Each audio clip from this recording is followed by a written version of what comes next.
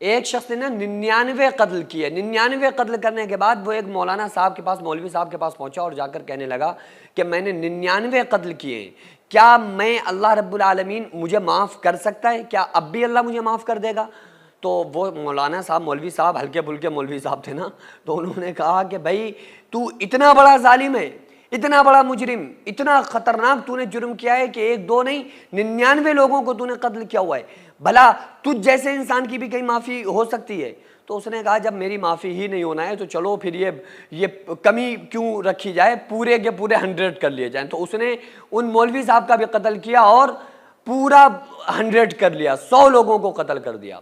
پھر اپنے گھر آیا، پھر ٹینشن میں رہا، پھر کچھ دنوں بعد اس کو خیال آیا کہ چلو بھائی پھر میں چاہتا ہوں کہ چلو معافی مانگوں اللہ سے، کیا اللہ مجھے معاف کرے گا؟ یہ مسئلہ پوچھنے کے لیے وہ اس بار تھوڑا ٹھیک ٹھاک مولانا صاحب کے پاس پہنچا، ایک ٹھیک ٹھاک پڑھے لکھے انسان کے پاس پہنچا، اس سے جا کر کہا، ان مولانا سے کہا کہ بھائی یہ بتاؤ میں نے 100 قتل کیے ہیں، کیا اللہ تبارک و تعالیٰ مجھے معاف کر سکتا ہے؟ کیا مجھ جیسے ظالم اور گناہگار مجرم کو بھی اللہ معاف کر سکتا ہے؟ تو وہ کہنے لگے کہ دیکھو بھائی اللہ معاف تو کر سکتا ہے لیکن تمہارا جرم بہت بڑا ہے، تمہارا بہت خطرناک گناہ ہے، تم نے 100 لوگوں کو قتل کیا ہے اور بے تکی باتوں پہ قتل کیا ہے۔ تو لہٰذا میں تمہیں ایک مفتی صاحب کا، ایک علامہ صاحب کا ایڈریس دے رہا ہوں، ایک حضرت صاحب کا ایڈریس دے رہا ہوں، میں آپ کو نہیں بتاؤں گا لیکن آپ ان سے جا کر ملیے، ان سے جا کر پوچھئے کہ کیا تمہاری معافی ہو سکتی ہے یا نہیں ہو سکتی۔ ایک علامہ صاحب کا ایڈریس دیا کہ فلاں فلاں گاؤں میں، فلاں فلاں علاقے میں، فلاں فلاں جگہ پر فلاں فلاں مولانا صاحب ہیں، آپ ان سے جا کر یہ مسئلہ پوچھو، وہ آپ کو صحیح جواب دیں گے۔ تو یہ شخص وہاں سے ان مولانا سے ملنے کے لیے اپنی گھر سے نکلا، تو جیسے ہی تھوڑا سا آگے بڑھا نا فوراً موت کا فرشتہ آ گیا اور فرشتے نے روح کو قبض کیا۔ تو جیسے ہی روح قبض ہو گئی نا اس بندے کی، تو وہ وہیں پر اس کا انتقال ہو گیا، وہ بندہ وہیں پر گر جاتا ہے۔ اب اچھے فرشتے یعنی جو نیک لوگوں کی روحوں کو لے کر جاتے ہیں آسمان کے اوپر، وہ فرشتے بھی آ گئے، اور جو گناہگار بندے کی روح کو آسمان پر لے جاتے ہیں سختی کے ساتھ، وہ فرشتے بھی آ گئے۔ تو نیک روح لے جانے والے فرشتے کہنے لگے کہ یہ میں اس کو لے کر جاؤں گا کیونکہ یہ نیکی کے ارادے سے نکلا تھا۔ گناہگار کی روح لے جانے والے فرشتے کہنے لگے کہ نہیں میں اس کو لے کر جاؤں گا کیونکہ یہ 100 لوگوں کا قاتل ہے اور اس نے توبہ ابھی تک نہیں کی۔ تو یہ آپس میں جھگڑا ہونے لگا، یہ ہو گیا کہ نہیں ہم لے کر جائیں گے، نہیں ہم لے کر جائیں گے۔ تو پھر کیا ہوا کہ غیب سے آواز آتی ہے، ندا آتی ہے کہ زمین کو ناپا جائے، زمین ناپی جائے۔ اگر یہ بندہ، یہ قاتل اگر مولانا صاحب کے زیادہ قریب پہنچ چکا تھا، جن کے ہاتھ پر توبہ کرنے جا رہا تھا، جن کے سے مسئلہ پوچھنے جا رہا تھا، اگر ان کے علاقے کے زیادہ قریب ہے تو اس کو جنت لے جانے والے فرشتے لے جائیں، اور اگر یہ اپنے علاقے کے قریب ہے، مولانا صاحب کے ایریا سے دور ہے، تو پھر اس کو جو جہنم میں لے جانے والے فرشتے ہیں وہ فرشتے اس کی روح کو لے کر کے جائیں۔ تو چونکہ وہ تو تھوڑا سا ہی آگے بڑھا تھا، مولانا صاحب کا پتہ تو بہت دور ابھی باقی تھا، بہت دور مولانا صاحب کا ایریا اور علاقہ تھا، ان کا گھر تھا، یہ تو تھوڑی دور ہی اپنے گھر سے نکلا تھا۔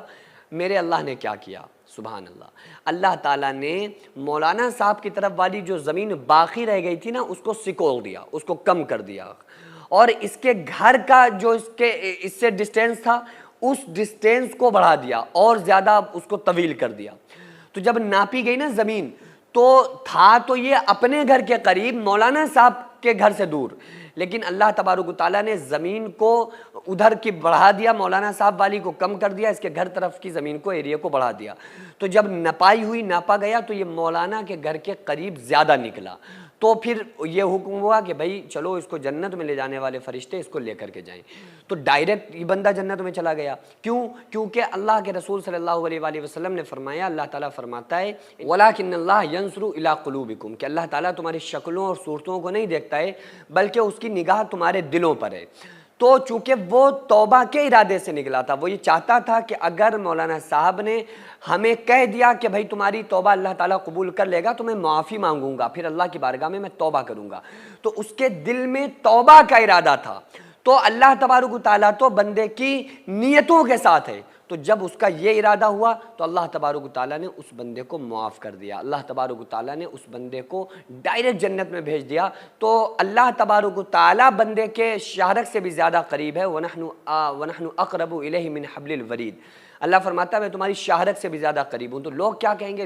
لوگوں سے مطلب نہ رکھیے اور کسی کے بارے میں بھی کچھ نہ کہیے. پتہ نہیں اس کا اللہ سے کیا تعلق ہو. اور اللہ رب العالمین تو دلوں کے حال سے واقف ہے. ہم ظاہر دیکھتے ہیں اور اللہ تعالیٰ باطن کو دیکھتا ہے. سینکڑوں ایسے غریب پریوار جو فاقہ کر کے زندگی گزار رہے ہیں اور بہت سے ایسے مجبور لوگ جو غربت کی وجہ سے بیماریوں سے جوجھ رہے ہیں اور ان کے پاس علاج کرانے کے لیے بھی پیسے نہیں ہیں. تو ان غریب فیملیز کو ہر مہینے ہماری سوسائٹی راشن دیتی ہے اور ان غریبوں کا فری میں علاج کراتی ہے. تو آپ لوگ ہمارے ساتھ مل کر ان بیوہ عورتوں اور یتیم بچوں کا سہارا ضرور بنیں اور ان کے راشن اور دوا علاج کے لیے زیادہ سے زیادہ تعاون کریں اور یہ ارادہ کریں کہ غریب کے بچوں کو انشاءاللہ بھوکا نہیں سونے دیں گے. اور ہر ہفتے ہر مہینے آپ لوگوں سے جو بھی ہو سکے آپ تعاون ضرور کریں. ان کو 10-10 سال سے جو لوگ بستر پر پڑے ہوئے ہیں انشاءاللہ تعالی ہم سب مل کر ان غریبوں کا علاج بھی کرائیں گے اور ہر مہینے انشاءاللہ تعالی ان غریبوں کو ہم راشن پہنچائیں گے. یہ سوسائٹی کا اکاؤنٹ نمبر ہے اور یہ اسکینر ہے. آپ لوگ اس اکاؤنٹ پر یا اس اسکینر کے ذریعے آپ غریب فیملیز کی ہیلپ کر سکتے ہیں.